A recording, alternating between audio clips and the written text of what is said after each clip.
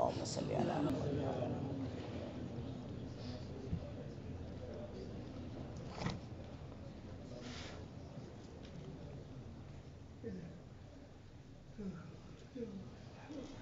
سلام اس پر کہ جس نے بے کسوں کی دستگیری کی،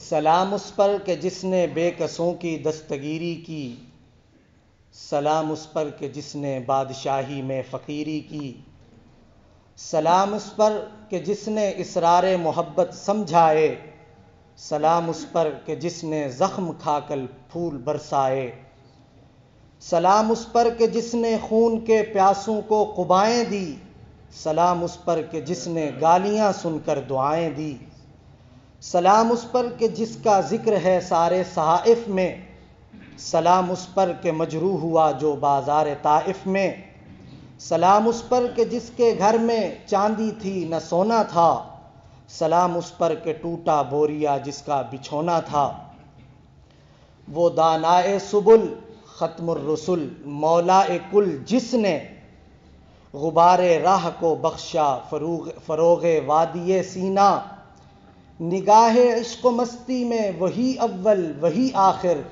وہی قرآن وہی فرقان وہی یاسین وہی طٰہٰ۔ میرے واجب الاحترام قابل صد احترام بھائیوں، دوستوں، بزرگوں،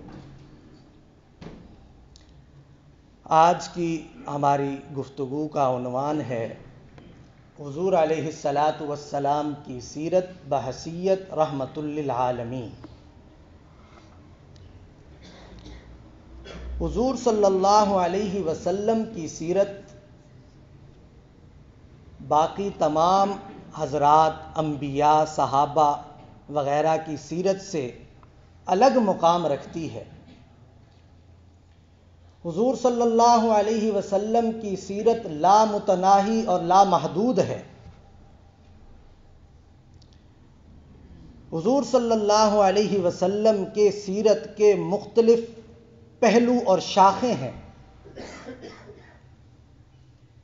حضور صلی اللہ علیہ وسلم کی سیرت ایک خوبصورت پھولوں کا گلدستہ ہے کہ ہر پھول کا رنگ بھی مختلف، ہر پھول کی خوشبو بھی مختلف ہے۔ انہی پہلوؤں میں سے سب سے انوکھا اور سب سے نرالا پہلو ہے حضور صلی اللہ علیہ وسلم رحمت للعالمین ہے۔ کسی ایک قوم، ایک بستی یا ایک شہر یا ایک دور کے لیے رحمت نہیں ہے۔ اللہ تعالیٰ نے فرمایا وَمَا أَرْسَلْنَاكَ إِلَّا رَحْمَةً لِلْعَالَمِينَ کہ آپ کل جہاں کی طرف پیغمبر بنا کر بھیجے گئے، پوری انسانیت کے لیے۔ دنیا کے اندر جتنے عالم ہیں تمام عالموں کے لیے، عالم انسان، عالم جنات، عالم نباتات، عالم دنیا، عالم عقبہ، غرض دنیا میں جتنے بھی عالم ہیں آپ تمام عالموں کی طرف رحمت للعالمین بنا کر بھیجے گئے۔ فرمایا جو آپ کو کتاب دی گئی وہ کتاب بھی تمام جہانوں کے لیے، میں آپ کو بھیجنے والا ہوں، میں بھی تمام جہانوں کا رب ہوں، اور آپ جو آخری پیغمبر بن کر آئے آپ بھی تمام جہانوں کی طرف پیغمبر ہیں۔ جو آپ کو کتاب دی گئی وہ ھدی للعالمین ہے، میں نے بھیجا، میں رب العالمین ہوں، اور آپ ان کی طرف آئے آپ رحمت للعالمین ہیں۔ ایک شاعر خوبصورت منظر کشی کرتا ہے، اے ستاروں اب کوچ کرو، خورشید منور آتے ہیں، قوموں کے پیغمبر آ چکے اب سب کے پیغمبر آتے ہیں۔ حضور علیہ الصلاۃ والسلام کل جہانوں کے لیے پیغمبر اور رحمت بن کر آئے ہیں۔ دنیا کا کوئی ذرہ، دنیا کا کوئی قطرہ ایسا نہیں ہے کہ جس کے لیے میرے اور آپ کے پیغمبر رسول بنا کر نہ بھیجے گئے ہوں اور اس کے لیے رحمت بنا کر نہ بھیجے گئے ہوں۔ رحمت کہتے کسے ہیں؟ علامہ جرجانی رحمہ اللہ نے فرمایا الرحمت ہی ارادت ایصال الخیر، خیر تک پہنچنے کا ارادہ کرنا یہ رحمت ہے۔ تو معلوم ہوا رحمت کہتے ہیں خیر کو، اور اس کے مقابلہ میں شر آتا ہے۔ تو کیا معنی معلوم ہوا کہ دنیا کے اندر شر اگر شرک کی شکل میں تھا، مقابلے میں اللہ تعالیٰ نے رحمت حضور علیہ السلام کی شکل میں بھیجی۔ دنیا میں اگر شر کفر کی شکل میں تھا، اللہ تعالیٰ نے رحمت حضور علیہ السلام کی شکل میں بھیجی۔ دنیا میں شر اگر زنا کی شکل میں تھا، کرپشن کی شکل میں تھا، جوئے کی شکل میں تھا، کسی بھی شکل میں تھا، غرض دنیا جہان کی تمام برائیاں، تمام شرور جس شکل میں بھی تھے، ان تمام کے لیے اللہ تعالیٰ نے حضور علیہ السلام کو رحمت بنا کر بھیجا۔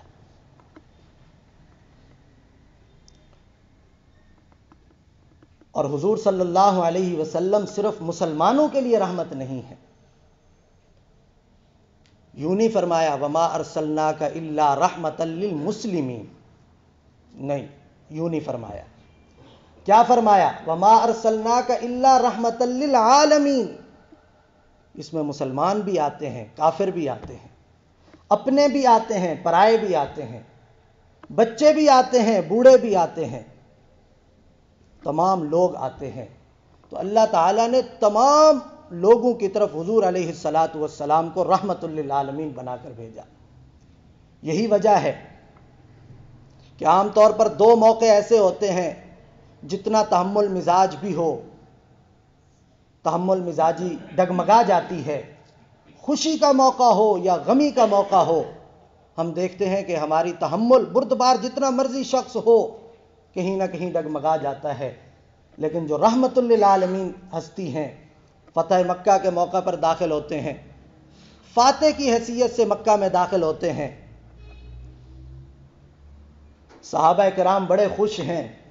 ایک صحابی نے جھنڈا پکڑا ہوا ہے اور بڑی خوشی سے اعلان کرتا ہے الیوم یوم الملحمہ، آج بدلے کا دن ہے۔ انہوں نے ہمارے اوپر بڑے ظلم کیے، پچھلے خطبوں میں بتا چکا ہوں کہ کس طرح طرح کے ظلم ڈھائے گئے، تو آج بدلے کا دن ہے، آج ہم بدلہ لیں گے۔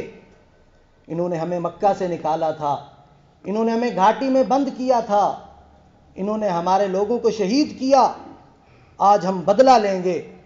تو حضور صلی اللہ علیہ وسلم چونکہ رحمت للعالمین ہیں، ان صحابی سے جھنڈا لے لیا اور فرمایا الیوم یوم الملحمہ نہیں ہے، بلکہ الیوم یوم المرحمہ ہے، آج رحمت کا دن ہے، آج رحمتوں کی بارش ہونے والی ہے۔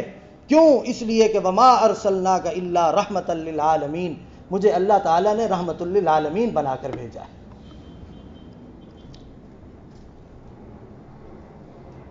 آج پورا یورپ، مغرب، مستشرقین مغرب، کفار اسلام پر اعتراض کرتے ہیں کہ اسلام نے عورتوں کو بند کر کے رکھ دیا، ان کی آزادی مفلوج کرا دی، آزادی ختم کر دی۔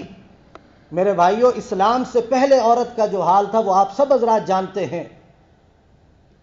عورت کا کوئی مقام نہ تھا، کوئی حیثیت نہ تھی، گری پڑی چیز سمجھی جاتی تھی، کوئی پرسان حال نہ تھا، کوئی اپنا نہ تھا۔ جب حضور علیہ السلام رحمت للعالمین بن کر آئے تو پھر عورت کی 4 حیثیتیں مقرر کی گئی۔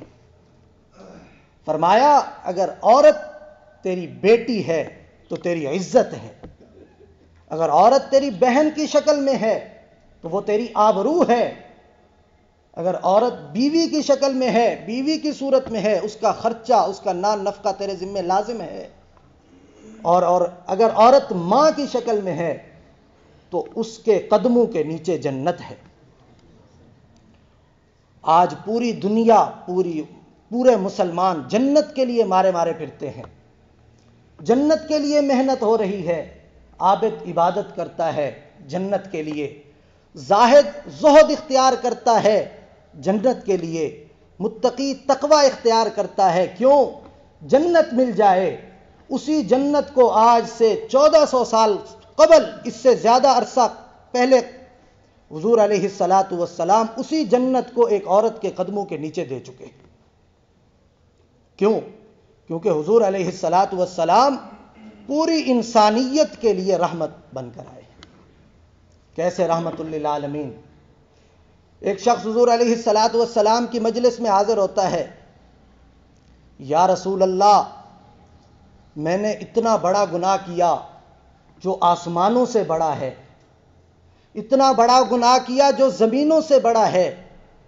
حضور صلی اللہ علیہ وسلم نے پوچھا، کیا تو نے چوری کی ہے؟ کہا نہیں آقا، چوری سے بڑا گناہ ڈاکہ ڈالا ہے۔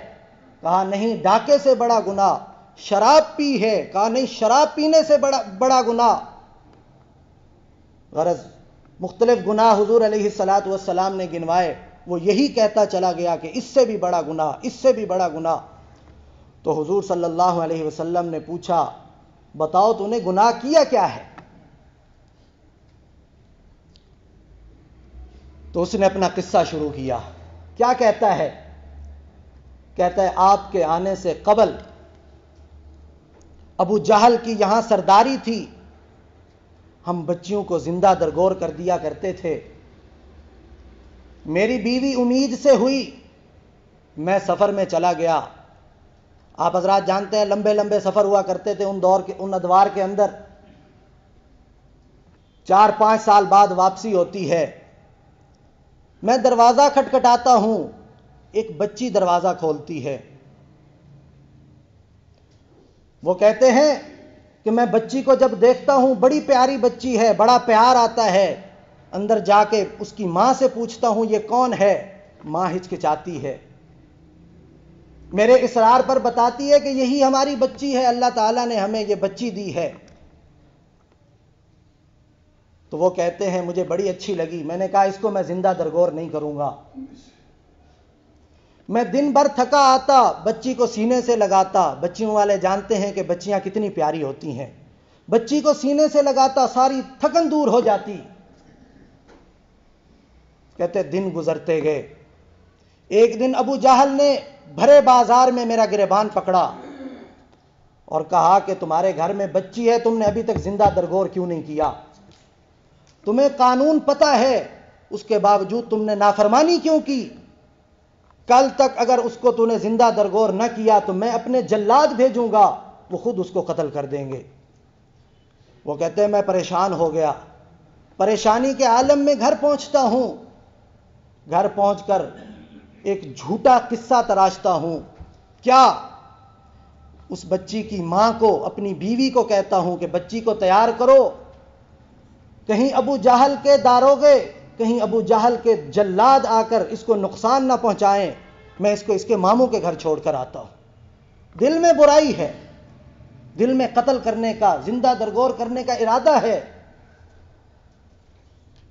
ماں بڑی خوش ہوتی ہے کہ لوگ تو اپنی بچیوں کو قتل کرتے پھرتے ہیں، زندہ درگور کرتے پھرتے ہیں، یہ کتنا اچھا والد ہے کہ تیاری کا کہہ رہا ہے، ماموں کے گھر چھوڑنے کا کہہ رہا ہے، سیر کرانے کی بات کر رہا ہے۔ تو وہ کہتے ہیں میری بیوی نے اس کو تیار کیا، نہلایا، کپڑے پہنائے، سرما ڈالا، بچی بھی بڑی خوش، ماموں کے گھر جا رہی ہوں۔ کہتے میں نے اس کو اٹھایا، دروازے کے ساتھ میں نے کدال اور کسی چھپا رکھی تھی، اس کو بھی ساتھ لیا۔ راستے میں جب میں جنگل کے راستے پر چل رہا تھا تو میری بچی نے مجھے کہا کہ ابا جان یہ راستہ تو ماموں کے گھر نہیں جاتا۔ میں نے اس کو تھپڑ لگایا، خاموش ہو گئی، جنگل میں چلا گیا۔ جنگل میں جا کر میں نے گڑھا کھودنا شروع کیا۔ پھر بچی نے پوچھا ابا جان یہ کیا کر رہے ہیں؟ میں نے پھر تھپڑ مارا، پھر خاموش ہو گئی۔ کہتے گڑھا کھودتے کھودتے مجھے پسینہ آیا، وہی بچی میرا پسینہ صاف کرتی، مٹی اٹھا اٹھا کر دور لے جاتی کہ میرے باپ کو تکلیف نہ ہو، میرے باپ کو مٹی اٹھا کر دور نہ جانا پڑے، جتنا اس کے ہاتھوں معصوم ہاتھوں میں آتا وہ اٹھاتی اور دور جا کر پھینک آتی، میری معاون بن گئی۔ جب میں نے دیکھا اتنا گڑھا کھودا جا چکا ہے کہ اس میں بچی آ سکتی ہے، میں نے اس کو ڈالا۔ تو بچی رونے لگی، ابا جان مجھے چھوڑ دے۔ تو صحابہ فرماتے ہیں جب وہ یہاں تک پہنچا تو ہم نے دیکھا کہ حضور علیہ الصلاۃ والسلام کے آنسو مبارک جاری ہیں، داڑھی تر ہو چکی ہے۔ یہ ایسا کیوں ہو رہا ہے؟ وما ارسلناک الا رحمۃ للعالمین۔ اس نے اپنا قصہ جاری رکھا، کہا کہ میں نے بچی کو زندہ درگور کر دیا، اوپر پتھر رکھ دیا کہیں باہر نہ آ جائے۔ اسی کی قرآن منظر کشی کرتا ہے، وَإِذَا الْمَوْءُودَةُ سُئِلَتْ، جب زندہ درگور کی ہوئی بچی سے اللہ تعالیٰ پوچھیں گے بِأَيِّ ذَنبٍ قُتِلَتْ، تجھے کس جرم کی سزا دی گئی، کس جرم کے بدلے تجھے قتل کیا گیا؟ تو وہ کہتے ہیں مجھے پھر بھی ترس نہ آیا۔ وہ روتی رہی، گڑ گڑاتی رہی، معافیاں مانگتی رہی، ناکردہ گناہ کی معافیاں مانگتی رہی، کوئی گناہ نہیں کیا، بچی ہونے میں اس کا اپنا کوئی ہاتھ نہیں تھا، لیکن اس کے باوجود میں نے اس کو زندہ درگور کر دیا۔ آقا اتنا بڑا میرا گناہ ہے، کیا آپ کے پاس اتنی بڑی رحمت ہے کہ جو میرے اس گناہ کو بھی لپیٹ لے؟ تو حضور صلی اللہ علیہ وسلم نے فرمایا، اے نوجوان تو نے بڑا ظلم کیا ہے، تو نے عرش ہلا دیا، تو نے اتنا بڑا گناہ کیا ہے، لیکن یاد رکھ میں اتنی بڑی رحمت لے کر آیا ہوں، میں اتنی بڑی رحمت لے کر آیا ہوں، اگر تو سچے دل سے لا الہ الا اللہ محمد الرسول اللہ پڑھے گا، توبہ کرے گا، میری رحمت تیری اس گناہ کو بھی لپیٹ لے گی، اللہ تعالیٰ تیرا یہ گناہ معاف کر دیں گے۔ تو حضور علیہ الصلاۃ والسلام رحمت للعالمین ہے، تمام جہانوں کے لیے رحمت، صرف اپنوں کے لیے نہیں، بیگانوں کے لیے بھی رحمت ہے۔ طائف کا سفر آپ جانتے ہیں، حضور صلی اللہ علیہ وسلم اس غرض سے طائف کا سفر کرتے ہیں کہ یہ ایمان والے بن جائیں، جنت ان کا مقدر بن جائے، یہ جنتی ہو جائیں، ان کے فائدے کے لیے ان کی طرف سفر کرتے ہیں۔ لیکن ان ظالموں نے اوباش لڑکوں کو حضور صلی اللہ علیہ وسلم کے پیچھے لگا دیا، انہوں نے اتنے پتھر مارے کہ جسم کا لہو مبارک قدموں تک آ گیا، جوتے مبارک تر ہو گئے۔ اللہ کی رحمت جوش میں آئی، فرشتہ آیا، بارش والا فرشتہ آتا ہے کہ آقا حکم کرو، آپ حکم تو کیجئے، میں آسمان سے پتھروں کی بارش برساؤں گا، سارے تباہ و برباد ہو جائیں گے، سارے ہلاک ہو جائیں گے۔ حضور علیہ الصلاۃ والسلام نے فرمایا نہیں۔ اور فرشتہ حاضر ہوتا ہے، یا رسول اللہ مجھے حکم دیجئے، میں ان کو قوم لوط کی طرح اپنے پروں پر بٹھا کر آسمان کی طرف لے جاتا ہوں، آسمان کے قریب پہنچ کر ان کو چھوڑ دوں گا، سارے تباہ و برباد ہو جائیں گے۔ حضور صلی اللہ علیہ وسلم نے فرمایا نہیں۔ حضرت جبرائیل امین علیہ السلام حاضر ہوتے ہیں، یا رسول اللہ مجھے حکم کیجئے، میں آپ کا خادم ہوں، مجھے حکم کیجئے کہ میں یہ طائف دو پہاڑوں کے درمیان ہے، میں ان پہاڑوں کو آپس میں ملا دیتا ہوں، سارے تباہ و برباد ہو جائیں گے۔ حضور صلی اللہ علیہ وسلم نے فرمایا نہیں، اپنے دشمنوں پر بھی بد دعا نہیں کر رہے، کیوں؟ اس لیے کہ وما ارسلناک الا رحمۃ للعالمین۔ حضور صلی اللہ علیہ وسلم نے فرمایا نہیں، میں ان کے خلاف بد دعا نہیں کروں گا، میں یہ کام کرنے کی آپ کو اجازت نہیں دوں گا، کیوں؟ اس وجہ سے کہ انہوں نے اللہ تعالیٰ کی نافرمانی کی، انہوں نے میری بات کو نہیں مانا، ان کی نسلوں میں سے کوئی ایسا آ سکتا ہے کہ جو لا الہ الا اللہ محمد الرسول اللہ پڑھنے والا ہو سکتا ہے۔ صرف انسانوں کے لیے نہیں، ہمارے پیغمبر جانوروں کے لیے بھی رحمت بن کر آئے ہیں۔ ایک اونٹ حضور صلی اللہ علیہ وسلم کے قدموں مبارک میں گرتا ہے، صحابہ کرام عرض کرتے ہیں یا رسول اللہ یہ کیا کہہ رہا ہے؟ تو حضور صلی اللہ علیہ وسلم نے فرمایا کہ یہ اپنے مالک کی شکایت کر رہا ہے، شکایت یہ ہے کہ مجھے چارہ کم ڈالتا ہے، کام زیادہ لیتا ہے۔ حضور صلی اللہ علیہ وسلم نے مالک کو بلایا اور کہا کہ تمہارا یہ اونٹ تمہاری یہ شکایت کر رہا ہے اس لیے تم اس کو چارہ اتنا ہی دو جتنا کام لیتے ہو، اس سے زیادہ کام لینے کی اجازت نہیں ہے۔ اگر تم نہیں کھلا سکتے تو میں اس کو خریدنے کے لیے تیار ہوں۔ یہ حضور صلی اللہ علیہ وسلم کے دل میں ایک اونٹ کے لیے اتنا رحم کیوں آیا؟ اس لیے کہ وما ارسلناک الا رحمۃ للعالمین، حضور علیہ السلام کو اللہ رب العزت نے پوری کائنات کے لیے، پورے جہانوں کے لیے رحمت بنا کر بھیجا ہے۔ حضور صلی اللہ علیہ وسلم 10,000 صحابہ کرام کا لشکر لے کر جا رہے ہیں۔ پوچھا، کسی نے بتایا کہ یا رسول اللہ، اس راستے پر ایک کتیا نے بچے دیے ہوئے ہیں، اگر ہمارا قافلہ وہاں سے گزرا تو وہ متاثر ہو سکتے ہیں، کچھ ہلاک بھی ہو سکتے ہیں۔ تو حضور صلی اللہ علیہ وسلم نے 10,000 کے قافلہ کو، صحابہ کرام کے قافلہ کو روک دیا اور کہا کوئی اور راستہ تلاش کرو، اس راستے سے میں نہیں جاؤں گا۔ کیوں؟ اس لیے کہ وما ارسلناک الا رحمۃ للعالمین، میں پوری جہانوں کے لیے، پوری انسانیت کے لیے رحمت بنا کر بھیجا گیا، جانوروں کے لیے بھی رحمت۔ تو میرے بھائیوں، حضور صلی اللہ علیہ وسلم ہر ایک کے لیے، چاہے وہ اپنا ہے، چاہے پرایا ہے، چاہے دوست ہے، چاہے دشمن ہے، ہر ایک کے لیے رحمت ہے۔ آج مزدور کو ہم کچھ نہیں سمجھتے۔ حضور صلی اللہ علیہ وسلم مصافحہ فرما رہے ہیں، ایک آدمی سے مصافحہ کرتے ہیں، ہاتھ سخت ہے۔ پوچھا نام کیا ہے؟ کہا سعد انصاری۔ کرتے کیا ہو؟ کہا مزدوری کرتا ہوں، پتھر توڑتا ہوں، ہتھوڑے کے ذریعے پتھر توڑ کر بیوی بچوں کے لیے رزق کماتا ہوں۔ تو حضور صلی اللہ علیہ وسلم نے ہاتھوں کو چوم لیا۔ کوئی سردار ایسا دکھاؤ کہ جو مزدوروں کے ہاتھ چوم رہا ہو۔ ہاتھ چوم کر فرمایا الکاسب حبیب اللہ، ہاتھ سے محنت کرنے والا اللہ کا حبیب ہے۔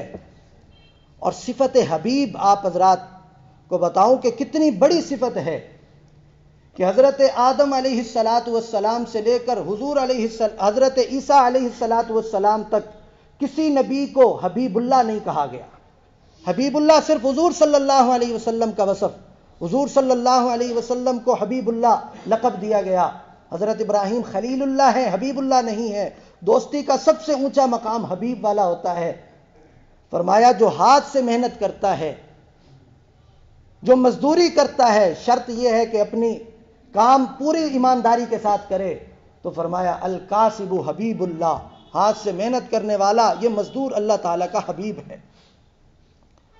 تو چونکہ حضور علیہ السلام کی زندگی ہم سب کے لیے اسوہ حسنہ ہے، تو ہمارے اوپر بھی یہ ذمہ داری عائد ہوتی ہے کہ ہم حضور صلی اللہ علیہ وسلم کا کلمہ لا الہ الا اللہ محمد الرسول اللہ پڑھنے والے ہیں، تو ہمارے اندر بھی یہ صفت رحمت بطریق اتم ہونی چاہیے۔ اسی لیے حضور صلی اللہ علیہ وسلم نے کئی مقامات پر اس کی ترغیب دی۔ فرمایا ارحموا من فی الارض، زمین والوں پر رحم کرو۔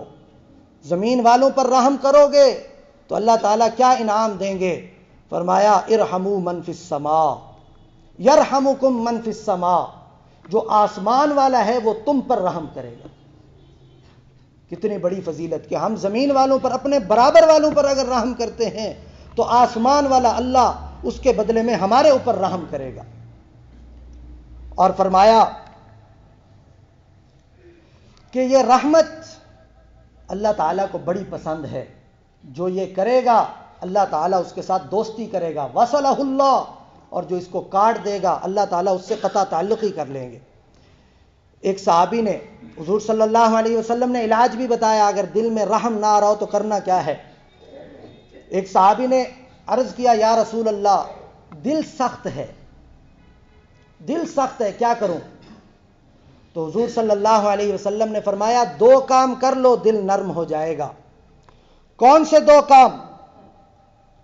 فرمایا مسکینوں کو کھانا کھلاؤ، جو غریب ہیں، نادار ہیں، آپ کے ارد گرد رہتے ہیں، ان کو دیکھو، ان کو کھانا کھلاؤ، اللہ تعالیٰ دل کو نرم کر دیں گے۔ دوسرا کیا کام؟ یتیموں کے ساتھ حسن سلوک کرو۔ ابھی وقت کم ہے ورنہ آپ کو بتاتا کہ حضور صلی اللہ علیہ وسلم یتیموں کے لیے کیسے رحمت ہے. تو حضور صلی اللہ علیہ وسلم نے فرمایا 2 کام کر لو، 2 کام کر لو. ایک مسکینوں کو کھانا کھلاؤ، یتیموں کے ساتھ حسن سلوک کرو، اللہ تعالیٰ خود بخود تمہارے دل کے اندر رحم ڈال دیں گے.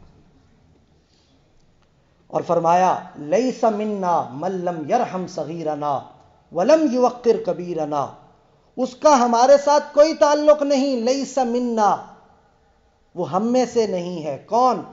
من لم یرحم صغیرنا، جو چھوٹوں کے ساتھ رحم نہیں کرتا. اپنے سے چھوٹے، اپنے سے کمزور افراد پر جو رحم نہیں کرتا، فرمایا لیس منا، وہ ہم میں سے نہیں ہے. اور چھوٹوں کو بھی حکم دے دیا ولم یوقر کبیرنا، جو اپنے بڑوں کا احترام نہیں کرتا. بڑا کسی بھی شکل میں ہو، والد کی شکل میں ہو، چچا ماموں کی شکل میں ہو، والد کے دوست کی شکل میں ہو، ویسے عمر میں بڑا ہو، اس کا اکرام بھی حضور علیہ السلام نے ہمارے اوپر لازم قرار دے دیا. کیونکہ حضور صلی اللہ علیہ وسلم رحمت للعالمین ہیں. جب وہ رحمت للعالمین ہیں، انہوں نے ہمیں بھی حکم دیا کہ تمہارے اندر بھی یہ صفت رحمت ضرور ہونی چاہیے.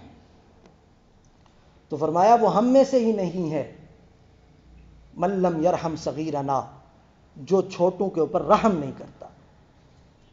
تو ہم میں سے ہر ایک کی یہ کوشش ہونی چاہیے کہ کبھی کسی کے ساتھ زیادتی نہ ہو. کسی کمزور کو دیکھیں تو دل میں رحم آنا چاہیے. جتنی اس سے تکلیف ہم دور کر سکتے ہیں اتنی تکلیف کو ہم دور کریں. دعا ہے کہ اللہ تعالی ہمیں حضور علیہ الصلوۃ والسلام